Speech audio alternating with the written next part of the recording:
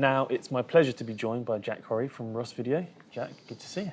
Good to see you too. How's things? Very well, thank you. Excellent. Now, we worked with Ross Video at the Infocom show recently in partnership for the AVIXA TV booth that we had there. And I know while we were there, we were using more of the traditional sort of things that you use. But what have you got kind of in the pipeline? What's the most kind of exciting area of innovation that you're working on at Ross at the moment? So, those of you who don't know Ross, we provide a wide range of equipment, mainly for the broadcast space, from switches, graphics, camera robotics, and we have always had this thing where we've been trying to bring everything down into a sort of smaller footprint. So we've had this system called hyper-converged, and we're trying to do that with all of our products, just trying to make it more accessible, simpler to use, and you know, some value for the investment that's there.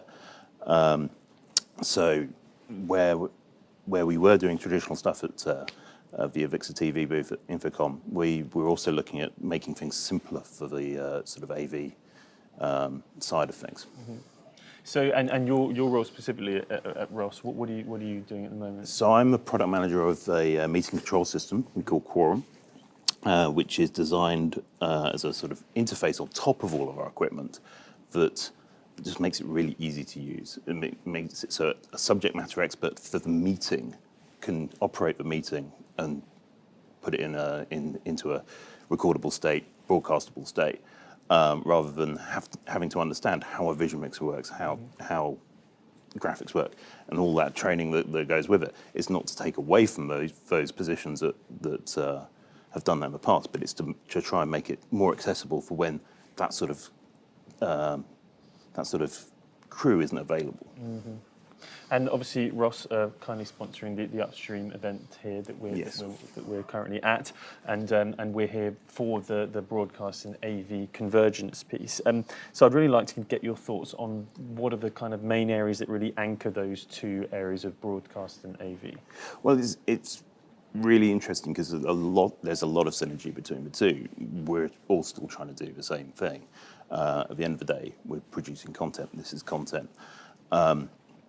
And what you really want to be doing is concentrating on craft and making sure you have craft to do that. Make it really simple to sort of broadcast that in the background. So enabling people to spend more time on the craft rather than have to work about technicalities of it is really the goal. And in terms of the you know what broadcast can bring to the AV broadcast convergence, you talk about the craft there. Do you think it is all about the content, or are there kind of more nuanced areas? I think at the end of the day, it's all content. You need to have something for someone to watch it at the end of the day, but it's all about making everything really highly efficient in the background. So that is the concentration. The star of the show is the content. We should be a sort of in the background thing. It's not. It's a huge industry that needs support and understanding, but it sort of has to have that sort of, we're in the background and no one understands what's going on behind it. But there's a huge, underswell of what's needed to happen underneath. Yeah, definitely. And how important is the accessibility of the content as well, would you say? Well, it's got to be accessible. I mean, at the end of the day, after COVID and the pandemic, the global messaging is now global.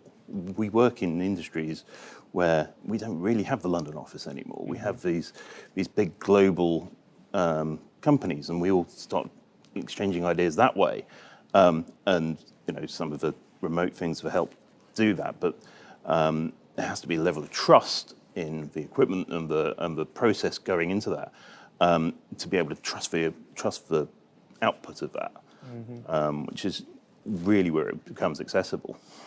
And I know that you came into Ross Video as well. Like when you first joined the company, it was more to concentrate on the sort of like the automation side of things. So just to jump over to that quickly, what value do you think that automation adds, and what is the sort of the future of automation in that sphere? So this again goes back to the craft. It's having that stuff on screen rather than having to churn the task of I have to push this button exactly when this happens, and I have to push this button exactly when this happens. Trying to reduce the churn tasks and bring those forward. So the automation product was a broadcast product called Overdrive, which runs most of the newsrooms around the world. And it was a really fascinating piece of how to bring things together to make things simpler. And originally, it's sort of seen by people as a killing the craft and things like that. But what it's doing is actually extending the craft. And instead of having someone just pushing a button every time that someone says play, you've got that person creating content and adding to that content. And they're doing more channels. They're doing more output. And the same thing is happening in the AV world. And do you feel like the automation side of things frees people up to be more creative in a sense, because those kind of more mundane tasks and those things you can pre-program, hit a button, and then work on something else? Absolutely.